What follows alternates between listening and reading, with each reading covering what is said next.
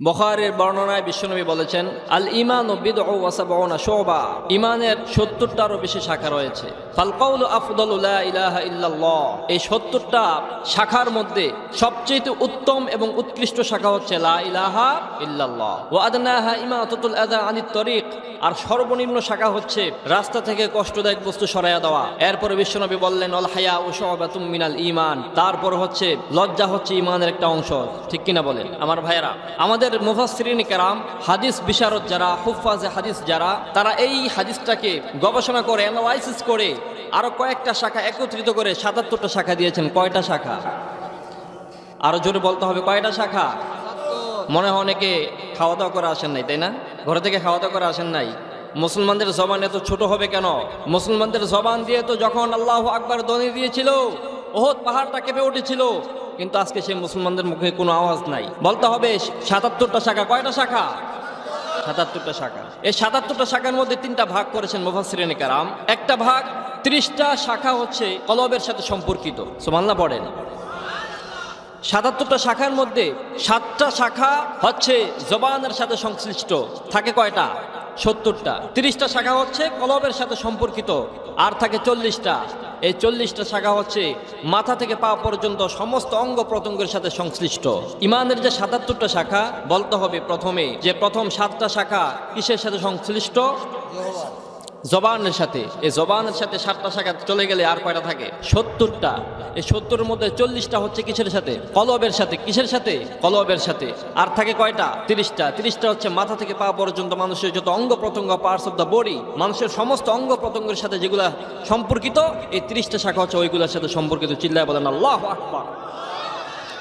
বিশ্বনবী বললেন, এই 7টি শাখার মধ্যে জবানের সাথে যে 7টা শাখা সংশ্লিষ্ট, তার মধ্যে হচ্ছে প্রথম হচ্ছে লা ইলাহা, লা ইলাহা, লা ইলাহা ইল্লাল্লাহু মুহাম্মাদুর রাসূলুল্লাহ সাল্লাল্লাহু আলাইহি ওয়াসাল্লাম। 7টা শাখা জবানের সাথে সংশ্লিষ্ট। এর মধ্যে প্রথম হচ্ছে কি? কালেমা তয়্যবা। জোরে পড়েন, প্রথমে কি? কালেমা। এরপর হচ্ছে কোরআন তেলাওয়াত করা, তারপর হচ্ছে দোয়া করা, তারপর হচ্ছে জিকির করা, এরপর হচ্ছে অহেতুক কথাবার্তা থেকে নিজের জবানকে হেফাজত করা। আজকে 5টা নিয়ে কথা হবে। কয়টা? 5টা। তাহলে প্রথম নাম্বার কি? কালেমা তয়্যবা। দ্বিতীয় নাম্বার কি? কোরআন তেলাওয়াত করা। তৃতীয় নাম্বার দোয়া করা। চতুর্থ নাম্বার জিকির করা। পঞ্চম নাম্বার জবানকে অহেতুক কথাবার্তা থেকে হেফাজত করা। মনে থাকবে ইনশাআল্লাহ? তাহলে বলতে হবে প্রথম নাম্বারটা কি? জবানের সাথে যে 7টা বিষয় সংশ্লিষ্ট, তার মধ্যে প্রথম নাম্বারটা কি? কালেমা। এই কালেমার এত দাম, এই কালেমার এত প্রাণ, এই কালেমার এত শান। বিশ্বনবী বলেন, মান ক্বালা লা ইলাহা ইল্লাল্লাহ দাখালাল জান্নাহ। কোন ব্যক্তি যদি অন্তরের অন্তরস্থল থেকে একবার কালেমা পাঠ করবে, রব্বুল আলামিন বললেন তাকে কিয়ামতের দিন জান্নাতে প্রবেশ করানো হবে। এই কালেমার এত পাওয়ার। কালেমা পড়ার আগে একটা মানুষ জাহান্নামী থাকে, কালেমা পড়ার পর ওই মানুষটাকে জান্নাতে বানিয়ে দেয় কে? কালেমা পড়ার আগে একটা মানুষ মুশরিক থাকে, আর এই কালেমা পড়ার পর একটা মানুষ জান্নাতি মানুষ হয়ে যায়, মুমিন হয়ে যায়। কালেমা পড়ার আগে একটা মানুষ জাহান্নামী থাকে। এই কালেমার এত দাম, এত পাওয়ারফুল একটা কালেমা। হযরত ঈসা, হযরত মুসা আলাইহিস সালাতু ওয়াস সালাম আল্লাহ রাব্বুল আলামিনের সাথে কথোপকথন করতেন, কনভারসেশন করতেন। তো মাঝে মধ্যে তিনি কথা বলতেন আল্লাহর সাথে। তো তিনি অনেক সময় বায়নাও ধরতেন, বলতেন যে রব্বুল আলামিন, আমাকে আপনি এক্সট্রা অর্ডিনারি এমন একটা দোয়া শিখিয়ে দেন যে দোয়ার মাধ্যমে আমি আপনাকে ডাকবো। তখন আল্লাহ রাব্বুল আলামিন বললেন, ও মুসা, তুমি পড়ো লা ইলাহা, লা ইলাহা ইল্লাল্লাহু মুহাম্মাদুর রাসূলুল্লাহ সাল্লাল্লাহু। মুসা নবী বললেন, আল্লাহ, আমি চাইলাম কি, আপনি দিলেন কি? আমি চাইলাম এমন একটা দোয়া আমার আপনি শিখিয়ে দেন যেটা আমি ছাড়া পৃথিবীতে কেউ শিখবে না, কেউ জানবে না, কেউ আপনাকে ডাকবে না, শুধু ওই দোয়া দিয়ে আমি আপনাকে ডাকবো। আল্লাহ রাব্বুল আলামিন বললেন, ও মুসা, এটা এমন এক কালিমা, এমন এক দোয়া, এই দোয়া তুমি যদি 7 আসমানকে, 7 জমিন এবং 7 আসমানকে যদি একটা পাল্লায় রাখা হয়, আর কালিমাটাকে যদি একটা পাল্লায় রাখা হয়, কালিমার পাল্লাটাকে ভারী করে দিবে কে? ওই কালেমার এত দাম, 7 আসমান 7 জমিন সব কিছু যদি এক পাল্লায় রাখা হয় আর কালিমাকে যদি আরেক পাল্লায় রাখা হয়, তাহলে কালিমার পাল্লাটাকে ভারী করে দিবে কে? তাহলে কালিমার শক্তি, মর্যাদা, সিগনিফিকেন্স আছে না নাই? কিন্তু আমরা অনেকে কালেমা পড়ি না, অনেকে কালেমা শুদ্ধ করে পড়তে পারি না। আমরা যদি বলি যে আমরা কি পড়ে, একটা মানুষ কি পড়ে মুসলমান হয়, কালেমা পড়ে তো মুসলমান হয়, ঠিক কিনা? আমার ভাইয়েরা, ইমানের, ইসলামের মধ্যে 5টা স্তম্ভ রয়েছে। কয়টা? 5টা পিলার, 5টা স্তম্ভ রয়েছে। তার মধ্যে হচ্ছে কালেমা সর্বশ্রেষ্ঠ, কারণ কালেমা ছাড়া মুসলমান কখনো হওয়া যায় না। একটা মানুষ যখন খ্রিস্টান থেকে মুসলমান হয়, কি পড়ে মুসলমান হয়? অন্য কোনো মন্ত্র আছে নাকি? অন্য কোনো তন্ত্র আছে নাকি? কোনো কিছু হবে না, কালেমা পড়ে মুসলমান হতে হবে। একটা মানুষ যখন কালেমা পড়ে যখন মুসলমান হয়, তখন এই মানুষটার অন্য ধর্মের থাকে না, সেটা ইসলামের ধর্মের মধ্যে চলে আসে। এই কালেমার এত মর্যাদা, এত শান। আল্লাহর নবী সাল্লাল্লাহু আলাইহি সাল্লাম যখন নবুয়তি পেলেন, আল্লাহ রাব্বুল আলামিনের পক্ষ থেকে নবুয়তি পাওয়ার পরে যখন তিনি সারা পৃথিবীর সমস্ত ইহুদি, খ্রিস্টান, কাফের, মুশরিকের কাছে কালেমার দাওয়াত দিতে লাগলেন। তিনি সবার কাছে বলতে লাগলেন, কালেমা পড়ো, সফল কাম হয়ে যাবে। আল্লাহর নবী বললেন, ইয়া আইয়ুহান নাসু কুলু লা ইলাহা ইল্লাল্লাহু তুফলিহুন। ও মানুষ সকল, তোমরা যদি সফল কাম হতে চাও, পড়ো লা ইলাহা লা ইলাহা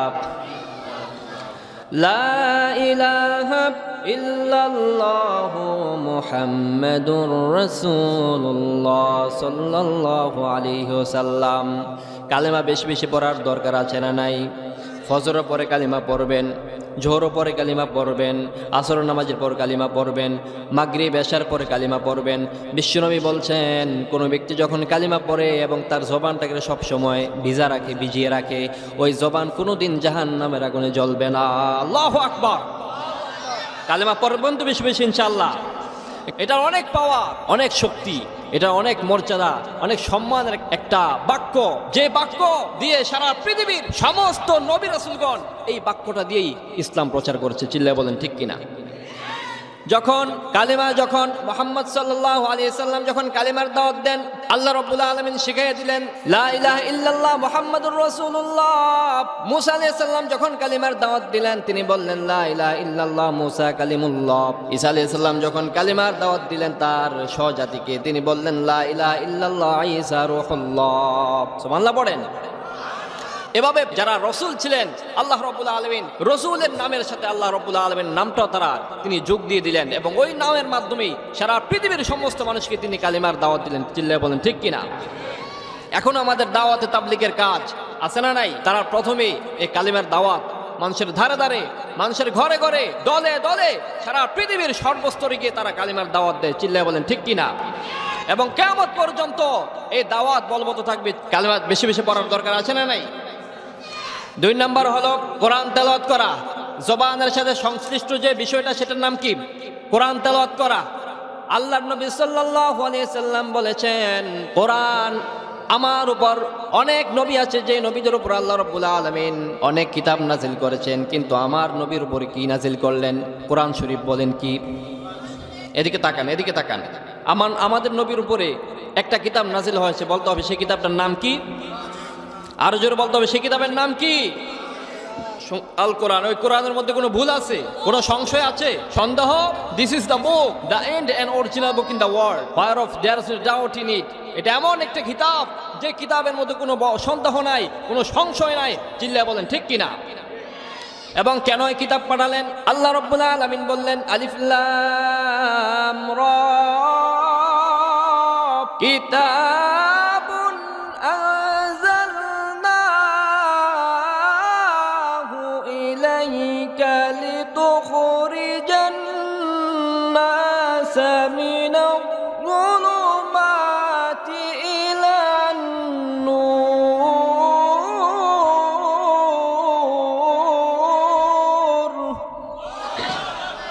ও নবী, ও মুহাম্মদ সাল্লাল্লাহু alayhi wasallam, I have revealed this book to you so that you can bring the people from darkness to light. Muhammad সাল্লাল্লাহু আলাইহি ওয়াসাল্লাম, এমন এক কিতাব তোমার উপর নাজিল করলাম, ওই কিতাবের মধ্য দিয়ে মানুষদেরকে জাহান্নামের থেকে জান্নাতের দিকে মানুষদেরকে ফিরিয়ে নিয়ে আসো। চিল্লায়ে পড়েন আল্লাহু আকবার। আমার ভাইয়েরা, মুহাম্মদ সাল্লাল্লাহু আলাইহি ওয়াসাল্লামের উপর আল্লাহ রাব্বুল আলামিন কোরআন নাযিল করলেন, কিন্তু আফসোসের বিষয় হলো এই কোরআন আমরা পড়তে জানি না, কোরআন আমরা পড়ি না। এই কোরআনকে সবসময় ঘরের মধ্যে তালাবদ্ধ দিয়ে রাখি। রমজান মাস যখন আসে তখন আমরা একটু কোরআন তেলাওয়াত করি, রমজান যখন পার হয়ে যায় কোরআনও আমরা ভুলে যাই। ঠিক কিনা, আছে না নাই বলেন? আল্লামা ইকবাল বলেন, তকু মে সাজায়া জাতা হু, আঁখো সে লাগায়া জাতা হু, তবীজ বানায়া জাতা হু, দো দো কে পেলায়া জাতা হু। এই কোরআন তো এই জন্য নাজিল হয় নাই যে কোরআনকে দিয়ে তোমরা তাবিজ বানায়া গলায় ঝুলাই রাখবে। কোরআন তো এই জন্য নাজিল হয় নাই যে কোরআনকে তোমরা এভাবে গিলাপবদ্ধ হয় করে রাখবে। কোরআন তো এই জন্য নাজিল হয়েছে যে কোরআন বেশি বেশি পড়বে, সে অনুযায়ী আমল করবে। চিল্লে বলেন ঠিক কিনা? কিন্তু অনেকেই আমাদের ছেলেবেলারা যারা আছে, আল্লাহর কসম করে আমি বলছি, আল্লাহি আমাদের অনেক ছেলেবেলারা কোরআন পড়তে জানে না, অনেক মা বোনেরা কোরআন পড়তে জানে না, কোরআন পড়তে জানেই না। আর যারা যতটুকু জানে শুদ্ধ করে পড়তে পারে না। চিল্লে বলেন ঠিক কিনা? আমি যদি এখন সূরা ফাতিহাটা অনেকে জিজ্ঞেস করি, 100% থেকে 99% ভুল করবে। ঠিক কিনা বলেন? এখন কোরআন কি পড়ার দরকার আছে না নাই? যে কোরআন আপনি যদি পাঠ করেন, কোরআন যদি আপনি শিখেন, কোরআন যদি আপনি পাঠ করেন, এই কোরআন আপনার কবরে যাবে। এই কোরআন আপনার জন্য আপনার হয়ে সুপারিশ করবে। কোরআনের সাথে যদি আপনি সব সময় লেগে থাকেন, কোরআন আপনাকে জান্নাত পর্যন্ত পৌঁছায় দিবে। সুবহানাল্লাহ পড়েন। যারা কোরআন তেলাওয়াত করবে বেশি বেশি, মৃত্যু যখন মানুষের হবে, যখন মানুষকে কবরস্থ করা হবে, ওই যখন দুইজন ফেরেশতা আসবে, তাকে যখন মুনকার নাকির আসবে, তার কাছ থেকে যখন প্রশ্ন করা হবে, তখন কোরআন আপনার পক্ষ থেকে আপনার প্রশ্নের উত্তর দিয়ে দিবে। সুবহানাল্লাহ বলতে মন চায় না? এত সিগনিফিকেন্স, এত তাৎপর্য কোরআনের, অথচ আমরা কোরআন পড়তে চাই না। আমাদের কোরআন পড়ার কোনো সময় নাই। সারা দিন রাত 24 ঘন্টা মোবাইল টিপার সময় আছে, টিভি দেখার সময় আছে, খেলার সময় আছে, আড্ডাবাজি করার সময় আছে, কিন্তু কোরআন ধরার সময় নেই। আছে না নাই? তা আমরা কি নামে মুসলমান নাকি কামে মুসলমান? নামে মুসলমান, কামে মুসলমান? আমরা নামে মুসলমান। ধর্ম প্রাণ আমরা নামে ধর্ম প্রাণ, নামাজ রোজা কিছু নাই ভুলে ধরে না কোরআন। ধর্ম প্রাণ আমরা নামে ধর্ম প্রাণ, নামাজ রোজা কিছু নাই ভুলে ধরে না কোরআন। ধর্ম প্রাণ। রোজ সকালে শুনতাম আগে আল কোরআনের বাণী রে, আল কোরআনের বাণী। এখন শুনি সারে গামার দীপ্ত ফেনফেনানি। ঠিক কিনা?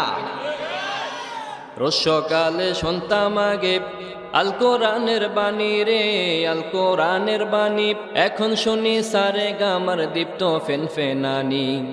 ধর্মপ্রাণ মুসলমান আজকাল হয়েছে মডার্ন। ধর্মপ্রাণ আমরা নামে ধর্মপ্রাণ, নামাজ রোজা কিছু নাই ভুলে ধরি না কোরআন। ধর্মপ্রাণ। ঠিক কিনা? প্রতি মাসে কোরআন যে শিখায়, তার পকেট যায় ফাঁকা রে, তার পকেট যায় ফাঁকা। সপ্তাহ 2 দিন গান যে শিখায় নে যে 1000 টাকা। আছে না নাই? সারা সপ্তাহ কোরআন শিখায়, তার পকেট যায় ফাঁকা রে, তার পকেট যায় ফাঁকা। সপ্তাহ 2 দিন গান যে শিখায় নে যে 1000 টাকা। ধর্মপ্রাণ মুসলমান আজকাল হয়েছে মডার্ন। ধর্মপ্রাণ আমরা নামে ধর্মপ্রাণ, নামাজ রোজা কিছু নাই ভুলে ধরি না কোরআন। ধর্মপ্রাণ। কথা বলেন ঠিক কিনা? আমরা হাজার লক্ষ টাকা আমাদের ছেলেকে লেখাপড়া করাতে হবে, ইঞ্জিনিয়ার বানাতে হবে, ডাক্তার বানাতে হবে, তারপরে বড় বড় অফিসার বানাতে হবে।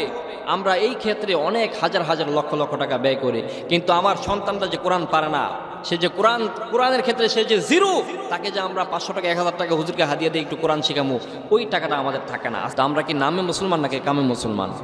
নামে মুসলমান। এই নামে মুসলমান হয়ে যদি আপনি কবরে যান, আপনার কোনো নিস্তার আছে? কোন উপায় আছে? কথা বলেন ঠিক কিনা? আমার ভাইয়েরা, যদি আল্লাহর কাছে যদি কিছু নিয়ে যাইতে চাই, যদি আল্লাহর কাছে সঠিকভাবে জবাবদিহি করতে চাই, যদি কোরআনের শাফাআত যদি পেতে চাই, তাহলে কোরআন শিকার পড়ার দরকার আছে না নাই? বিশ্বনবী বললেন, ইন্নাল্লাযী লাইসা ফী জাওফিহি শাইউম মিনাল কুরআনি কাল বাইতিল খরবি যাদের অন্তরে কোরআনের কোনো অংশ নাই, তার অন্তরটা একটা বিরান ঘরের মতো। কি ঘরের মতো? বিরান ঘরের মতো, যে ঘরের মধ্যে কিছু নাই, শুধু শয়তান বসবাস করে। বিশ্বনবী বললেন, যাদের অন্তরে কোরআনের কোনো অংশ নাই, তাদের অন্তরটাও একটা বিরান ঘরের মতো ফাঁকা, আর ওই ফাঁকা অন্তরের মধ্যে শয়তান বসবাস করে। ঠিক কিনা বলেন? ফাঁকা অন্তরে তো শয়তান বসবাস করবে, কারণ ওই ফাঁকা অন্তরে কিছু নাই। যে অন্তরে কিছু নাই, সে অন্তরে শয়তান আছে না নাই? কারণ কোরআন তো নাই। যদি কোরআন থাকতো, শয়তান সেখানে বাসা বাঁধার কোনো সুযোগ পেত? আমার ভাইরা, যারা কোরআনে হাফেজ হবে, আল্লাহ রাব্বুল আলামিন তিনি বলেছেন, ইয়াকালু লিসাহিবিল কোরআন ইকরা ওয়ারতাকি ওয়ারাত্তিল কামা কুনতা তুরাত্তিলু ফিদ দুনিয়া ফাইন্না মানজিলাকা ইনদা আখিরি আয়াতিন তাকরাআহা। বলা হবে হাফেজদেরকে, বলা হবে, ও হাফেজ সাহেবরা, ইয়াকালু লিসাহিবিল কোরআন ইকরা ওয়ারতাকি ওয়ারাত্তিল, তোমরা তারতিলের সাথে কোরআন তেলাওয়াত করতে থাকো। কামা কুনতা তুরাত্তিলু ফিদ দুনিয়া, যেভাবে দুনিয়ার জমিনে তুমি কোরআন তেলাওয়াত করতে, সেইভাবে তুমি সুন্দরভাবে তারতিলের সাথে কোরআন তেলাওয়াত করতে থাকো, আর আমার জান্নাতের উপরে তুমি আস্তে আস্তে উঠতে থাকো। আল্লাহু আকবার। আমার জান্নাতে উঠতে থাকো, কোরআন তেলাওয়াত করতে থাকো। ফাইন্না মানজিলাকা ইনদা আখিরি আয়াতিন তাকরাআহা, যখন কোরআন তেলাওয়াত করতে করতে তোমার পরিপূর্ণ 30 পারা শেষ হয়ে যাবে, 6666টা তলা অ্যাপার্টমেন্টের মালিক আমি তোমারে বানাইয়া দেব। আল্লাহু আকবার। আমার ভাইরা, এই কথাগুলো কি আমার নিজের বানানো নাকি কোরআন হাদিস থেকে বলছি? কোরআনের কথা না? এই জন্য কোরআন পড়ার দরকার আছে না নাই? আমার ভাইরা, এরপরে আল্লাহ রাব্বুল আলামিন তার হাবিব বিশ্বনবী মুহাম্মদুর রাসূলুল্লাহ সাল্লাল্লাহু আলাইহি ওয়াসাল্লাম তিনি এক জায়গায় রাতের বেলা কোরআন তেলাওয়াত করতেছেন। তখন জিনেরা তার কোরআন তেলাওয়াত শুনলো। কোরআন তেলাওয়াত শুনে তারা অভিভূত হয়ে গেল, আশ্চর্য হয়ে গেল। এটা তো কোনো মানুষের কথা হতে পারে না, এত সুন্দর কোরআন তেলাওয়াত, এটা তো মানুষের কথা হতে পারে না। ওই জিনেরা তারা তাদের স্বজাতির কাছে গিয়ে বলল যে, আমরা আজকে এত সুন্দর একটা বাক্য, কিছু কথা শুনেছি, যে কথাগুলো আমরা জীবনে কখনো শুনি নাই। এই কথাগুলো আমরা শুনেছি। আল্লাহ রাব্বুল আলামিন তাদের কথাগুলো অনেক পছন্দ করেছেন। সূরা জিনের মধ্যে আল্লাহ পাক নিয়ে এসেছেন এই কথাগুলো।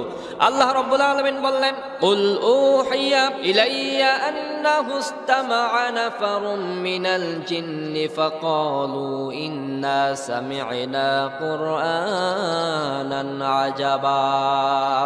জিনেরা বলল, আমরা এক আশ্চর্যজনিত কোরআন তেলাওয়াত শুনেছি, এত আশ্চর্যজনিত কোরআন তেলাওয়াত আমরা ইতিপূর্বে কখনো শুনি নাই।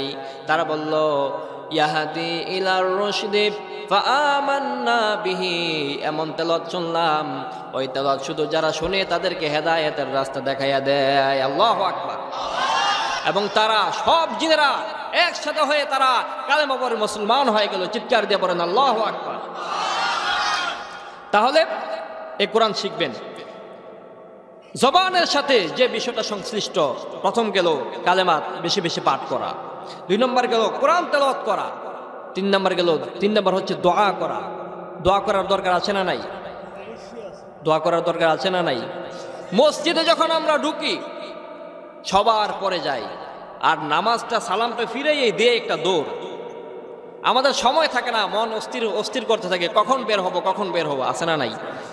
জুমার নামাজে মানুষটা যখন যায় সবার শেষে যায়, যখন আল্লাহু আকবার, সবাই ইমাম সাহেব যখন আল্লাহু আকবার বলে তখন যায় নামাজের মধ্যে। যখন সালামটা ফিরায়, বাস একটা দৌড় দিয়ে মসজিদ থেকে বের হয়ে যায়। মনে হয় যেন তাকে শয়তান তাড়াচ্ছে, তারা করতেছে। আমার ভাইরা, জুমার নামাজ 2 রাকাত পড়বেন, আপনার কি আর কিছু পড়ার নাই? 4 রাকাত যে সুন্নাত মুআক্কাদা, এটার দরকার আছে না নাই? নবীজির সুন্নত ছাড়া, নবীজির আদর্শ ছাড়া আপনি কি কখনো জান্নাতে যেতে পারবেন? আরে আল্লাহ রাব্বুল আলামিন তো বললেন, যদি আমাকে পেতে চাও নবীকে আগে ভালোবাসো। ঠিক কিনা বলেন? যদি আমাকে পেতে চাও আগে নবীর ভালোবাসা পেতে হবে, নবীকে ভালোবাসতে হবে। ভালো যদি বাসতে হয় নবীকে বাইশো, হায় হায় ভালো যদি বাসতে হয় আল্লাহকে বাইশো। ভালো যদি বাসতে হয় কাকে বাসতে হবে? মুক্তি যদি পেতে হয় আল্লাহ এবং তার রাসূলকে ভালোবাসতে হবে।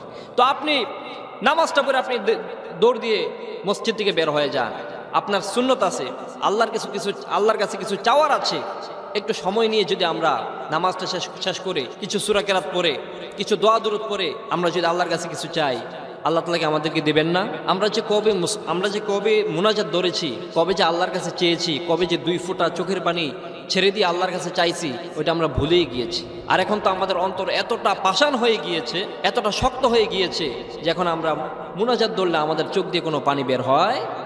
কিন্তু সিনেমা যখন দেখি, যখন হিন্দি সিনেমা দেখি, যখন ইমোশনাল কোনো সাইন, কোনো দৃশ্য আসে, যখন নায়ক শেখা খায় বা নায়িকা শেখা খায়, যখন এই ধরনের দৃশ্য আমরা দেখি, তখন আমাদের চোখ দিয়ে অটেল পানি পড়তে থাকে, ঠিক কিনা বলেন? কিন্তু আমরা আল্লাহর কাছে নিজের গুনাহের জন্য আমরা মাপ চাবো, আল্লাহর কাছে জাহান্নামের আগুন থেকে মাপ চাবো, আমরা চোখের পানি, আমাদের চোখে কোনো পানি নাই। আরে ভাই, আশারে মুবাশশারা 10 জন জান্নাতি সাহাবী, হযরত আবু বকর, হযরত ওমর, ওসমান, আলী, তালহা, জুবায়ের, আব্দুর রহমান ইবনে আউফ, হযরত বেলাল রাদিয়াল্লাহু তাআলা আনহু, তারা জান্নাতে যাবে এটা 100% শিওর। দুনিয়াতে থাকতে তারা সেই সংবাদ পেয়ে গিয়েছে। তারপরে তারা এত বেশি কান্না করতেন, এত বেশি কান্না করতেন, তারা মনে হয় যেন ছোট বাচ্চাকে মারলে যেমন হাউমাউ করে কান্না করে, তারা এইভাবে কান্না করতো। মাল্লা বলবেন না? হযরত ওসমান রাদিয়াল্লাহু তাআলা আনহু তিনি যখন কোনো কবরের পাশ দিয়ে যাইতেন, তিনি অনেক কান্না করতেন।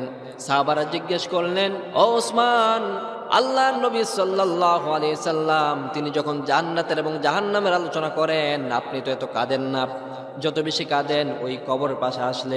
তখন ওসমান রাদিয়াল্লাহু তাআলা আনহু বলতেন যে, ও আমার সাহাবীরা শোনো, ও আমার সাথী ভাইয়েরা, এই কবরের ঘাটিটা হচ্ছে সবচেয়ে ক্রিটিক্যাল এবং সেনসিটিভ ঘাটি। এই ঘাটি থেকে যদি কেউ পার হয়ে যায়, তাহলে পরবর্তী স্টেপগুলো তার জন্য সহজ করে দিবে কে?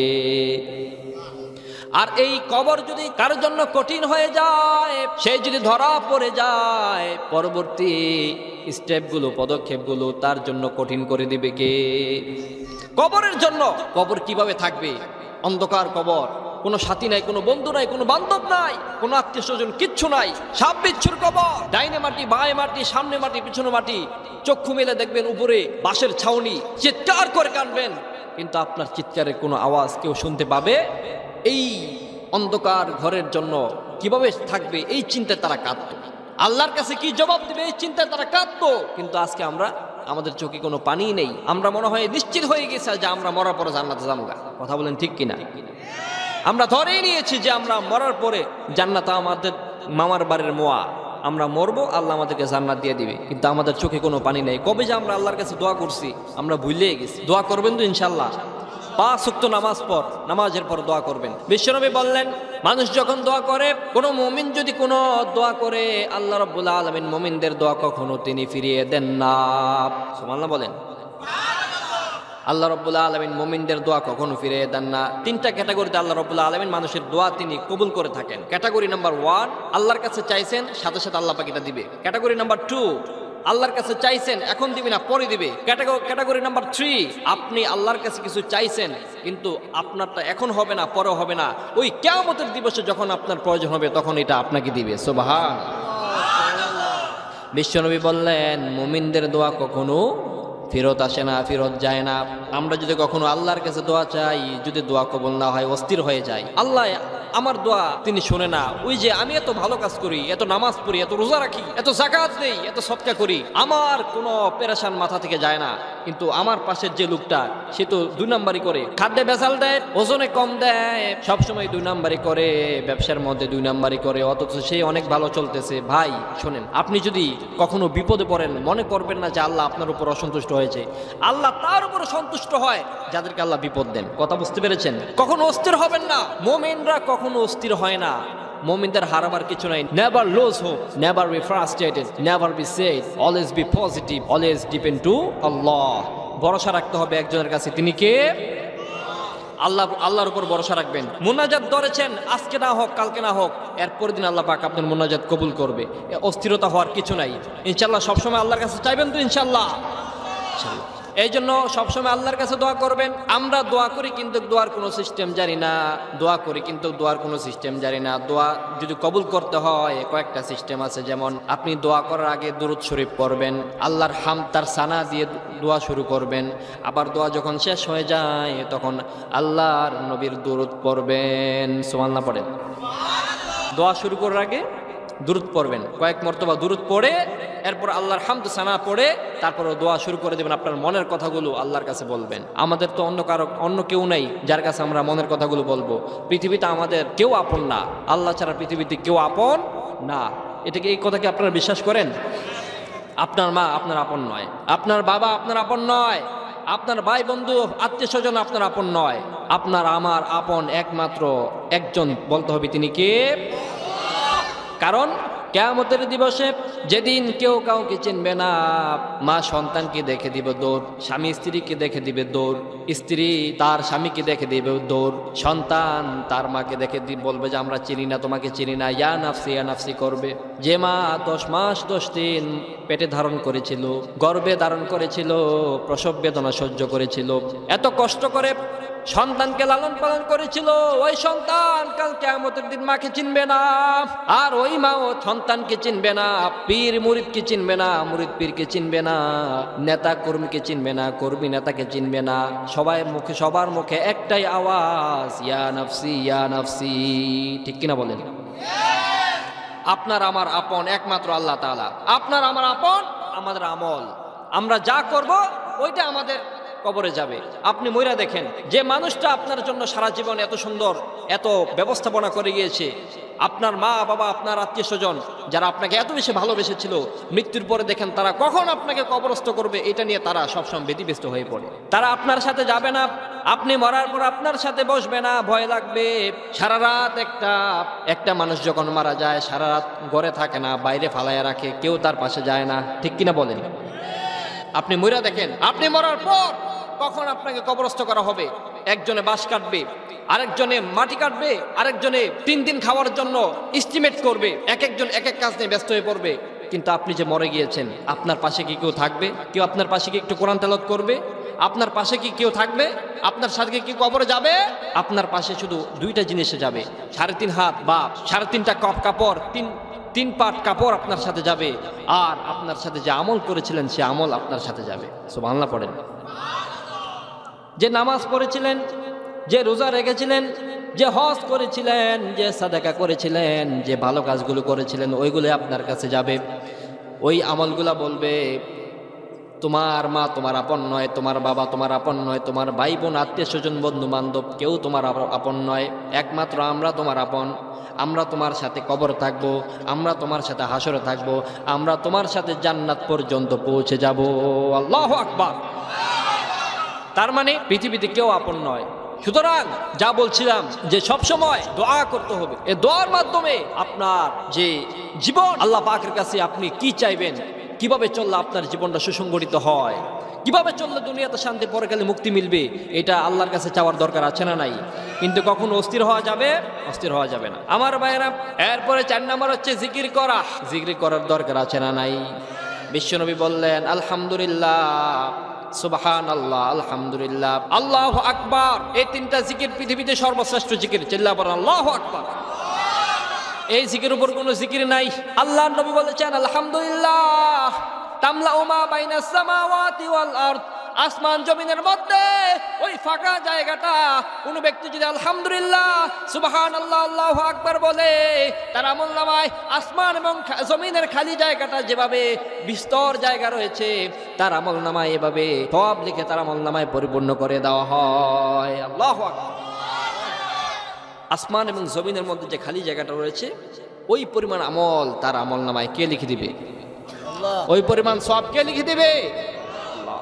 সবাই পড়েন সুবহানাল্লাহ, আলহামদুলিল্লাহ, লা ইলাহা ইল্লাল্লাহু মুহাম্মাদুর রাসূলুল্লাহ সাল্লাল্লাহু আলাইহি ওয়াসাল্লাম। জিকির করার দরকার আছে না নাই? বিশ্বনবী বললেন আফদলুজ যিকরি লা ইলাহা ইল্লাল্লাহ, সর্বোত্তম জিকির হচ্ছে লা ইলাহা ইল্লাল্লাহ। এরপর আবার বিশ্বনবী আরো বললেন নফল ইবাদতের মধ্যে সর্বোত্তম ইবাদত হচ্ছে কোরআন তেলাওয়াত করা।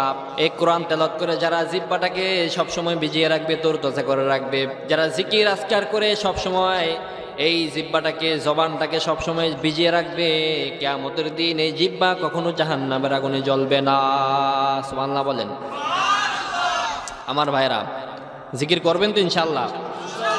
প্রত্যেক নামাজের পর, স্পেশালি ফজরের নামাজ এবং মাগরিবের নামাজ 33 বার সুবহানাল্লাহ, 33 বার আলহামদুলিল্লাহ, 34 বার আল্লাহু আকবার। মাগরিবের নামাজের পরে, নামাজ শেষ করার পরে 33 বার সুবহানাল্লাহ, 33 বার আলহামদুলিল্লাহ, 34 বার আল্লাহু আকবার, এগুলা পড়বেন। এরপর পড়বেন সূরা হাশরের 3 আয়াত, ওয়াল্লাহুল্লাযী লা ইলাহা ইল্লাহু। কোন ব্যক্তি যদি সূরা হাশরের মাগরিবের নামাজের পর সূরা হাশরের 3 আয়াত পড়বে, 70,000 ফেরেশতা তার জন্য একেবারে সকাল পর্যন্ত দোয়া করতে থাকে। সুবহানাল্লাহ বলেন। আবার যখন কোন মানুষ ফজরের নামাজের পর এই হাশরের 3 আয়াত পড়বে, আল্লাহর নবী বলেছেন মাগরিব পর্যন্ত 70,000 ফেরেশতা তার জন্য রহমতের দোয়া করতে থাকে। রহমতের ফেরেশতারা যদি আপনার জন্য দোয়া করে, বিশ্বনবী বললেন মাগরিবের পর এবং প্রত্যেক নামাজের পর এবং মাগরিবের পর এবং ফজরের পর যারা এই আমলটুকু করবে, সারা দিন আল্লাহর জিম্মায় চলে যায়, তার কোনো ক্ষতি করতে কেউ পারবে না। সুবহানাল্লাহ পড়েন। কারো কোনো ক্ষতি হবে না, কেউ কোনো অভাবে পড়বে না, কেউ কোনো বিপদে পড়বে না। রাস্তাঘাটের অ্যাক্সিডেন্ট থেকে তাকে বাঁচাবে কে? জিন ভূতের আসর থেকে তারা বাঁচাবে কে? সমস্ত ধরনের বালা মুসিবত থেকে তাকে হেফাজত করবে কে? তাহলে মাগরিবের পর এই আমলগুলো করবেন, পারবেন তো ইনশাল্লাহ? নাকি নামাজ পড়ে দৌড় দিবেন? নামাজ পড়ে দৌড় দিবেন, পড়বেন তো ইনশাল্লাহ?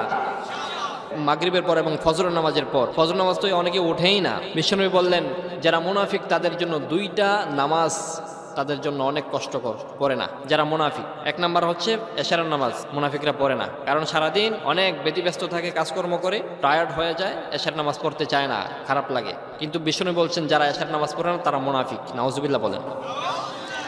আবার বিশ্বনবী বললেন ফজরের নামাজ যারা পড়ে না তারাও মুনাফিক, কারণ ঘুমের তালে তারা ঘুমের মধ্যে ডুবে যায়, উঠতে পারে না। এদিক দিয়ে মোবাইল টিপার জন্য যথেষ্ট সুযোগ পায়, সময় পায়, সকাল থেকে শুরু করে রাত পর্যন্ত, আবার রাত থেকে শুরু করে সকাল পর্যন্ত মোবাইল টিপা, গেমস খেলে, কিন্তু ফজর নামাজ পড়তে পারে না, পড়ে না। আসলে নাই বলেন। একজন আলেমকে জিজ্ঞাসা করা হয়েছিল যে ফজরের নামাজের ফজরের সময়ের যে বাতাস, এই বাতাসটা এত নির্মল কেন, এত স্তব্ধ কেন, এত সুন্দর কেন? তখন তিনি বলেছিলেন যে ফজরের সময় মুনাফিকদের নাকের বাতাস, নাকের হাওয়া, এই ফজরের সময় মুনাফিকদের নাকের হাওয়া এই বাতাসের সাথে লাগে না, এই কারণে বাতাসটা একটু স্নিগ্ধ। সুবহানাল্লাহ পড়েন। তাহলে আমরা কি মুনাফিক হতে চাই নাকি মুসলমান হতে চাই? মুসলমান হতে চাই। আল্লাহ আমাদের তৌফিক দান করেন, সকল বলে আমিন। আমরা যাতে 5 ওয়াক্ত নামাজ জামাতের সাথে আদায় করতে পারি, সকল বলে আমিন। এরপরে বিশ্বনবী 5 নম্বরে যেটা আছে, অহেতুক জিনিস থেকে, অহেতুক কথাবার্তা থেকে নিজের জবানকে হেফাজত রাখতে হবে। অহেতুক কথাবার্তা আমাদের সমাজে আছে না নাই? দরকারি কোনো কথা নাই, সারাদিন বটবট বটবট করতেই থাকে, বকবক বকবক করতেই থাকে, প্রয়োজন হোক অপ্রয়োজন হোক সবসময় শুধু কথাই বলে। এই সমস্ত মানুষ আমাদের সমাজে মনে হয় নাই, আপনাদের এলাকাতে মনে হয় নাই? প্রয়োজন যদি একটা কথা বলে আর 99টা কথা বলে অপ্রয়োজনীয়। বিশ্বনবী বললেন এই জবান কাল কিয়ামতের দিন জিজ্ঞাসিত হবে। আল্লাহর নবী তিনি বললেন আন সাহাল ইবনে সাআদ রাদিয়াল্লাহু তাআলা আনহু قال قال رسول الله صلى الله عليه وسلم من يزمن لما بين لحييه وما بين رجليه أزمن له الجنة। 2টা অঙ্গ কোনো মানুষ যদি হেফাজত করতে পারে, এক হচ্ছে জবান আর এক হচ্ছে লজ্জাস্থান, যদি 2টা অঙ্গ যদি কোনো ব্যক্তি হেফাজত করতে পারে, আমি তাকে জান্নাতে নিয়ে যাওয়ার গ্যারান্টি দিলাম। আল্লাহু আকবার। কারণ এই জবান দিয়ে মিথ্যা কথা আছে না নাই? এই জবান দিয়ে গীবত আছে না নাই? জবান দিয়ে পরনিন্দা আছে না নাই? চুগলখড়ি আছে না নাই? কথা বলেন। এই জবান দিয়ে মানুষকে গালাগালি আছে না নাই? এই জবান দিয়ে অহেতুক কথাবার্তা বলে আছে না নাই? সুতরাং এই জবানকে হেফাজত করতে হবে। হযরত লোকমান হাকিম তিনি অনেক বড় একজন, লোকমান হাকিম নাম শুনেন নাই? নাম শুনছেন? লোকমান হাকিম তিনি কিন্তু অনেক প্রজ্ঞাময়, প্রজ্ঞাবান একজন ব্যক্তি ছিলেন, অনেক জ্ঞানী ব্যক্তি ছিলেন, যদিও তিনি অনেক দরিদ্র এবং কৃতদাস ছিলেন, কিন্তু আল্লাহ তাআলা তাকে এত হিকমত, এত প্রজ্ঞা দিয়েছে যে তার কথা শোনার জন্য হাজার হাজার মানুষ সমবেত হয়ে যেত। তো একজন তাকে জিজ্ঞাসা করেছিল যে লোকমান, তুমি এই এত সম্মানের আসীনে সমাসীন হলা কিভাবে? কি গুণ তোমাকে এত মর্যাদার আসীনে তোমাকে নিয়ে গেল? তো তিনি বললেন যে কিছু গুণ আমার কাছে আছে, হয়তো আল্লাহ তাআলা এই কারণে আমাকে অনেক সম্মানিত করেছেন। তো তিনি জানতে চাইলেন সেই গুণগুলো কি? তো তিনি বললেন যে আমি মিথ্যা কথা থেকে আমার জবানকে হেফাজত করি, আমি অহৈতুক কথাবার্তা থেকে আমার জবানকে হেফাজত করি, আমি আমার দৃষ্টিকে সবসময় অবনমিত রাখি, আমি মেহমানদারিতা করাই, আমি সবসময় নিচের দিকে তাকিয়ে সবসময় হাঁটি। সুবহানাল্লাহ পড়েন। এবং তিনি এই কথাও বললেন যদি এই গুণগুলো কোনো মানুষ অর্জন করতে পারে, আল্লাহ রাব্বুল আলামিন আমাকে যেভাবে মর্যাদার আকাশচুম্বী সম্মান দিয়েছেন, ওই ব্যক্তিকেও আল্লাহ তাআলা আকাশচুম্বী সম্মান দিবেন। চিল্লায়ে পড়েন আল্লাহু আকবার। এই জন্য খবরদার, জবান আল্লাহ রাব্বুল আলামিন আপনাকে দিয়েছে, চামড়ার মুখ, যা ইচ্ছে তাই বলতে পারেন না। এই জবানের ব্যাপারে আপনাকে জিজ্ঞেস করবে কে? যদি আপনি জবানকে যদি ঠিক মতো আপনি যদি জবানকে পরিচালনা না করেন, তাহলে এই জবানের মাধ্যমে আপনি এক সময় জাহান্নামে চলে যাবেন। আল্লাহ তাআলা এই কথাগুলো যে বলছি, এই কথাগুলোর উপর আমল করার তৌফিক দান করে সকল বলে আমিন।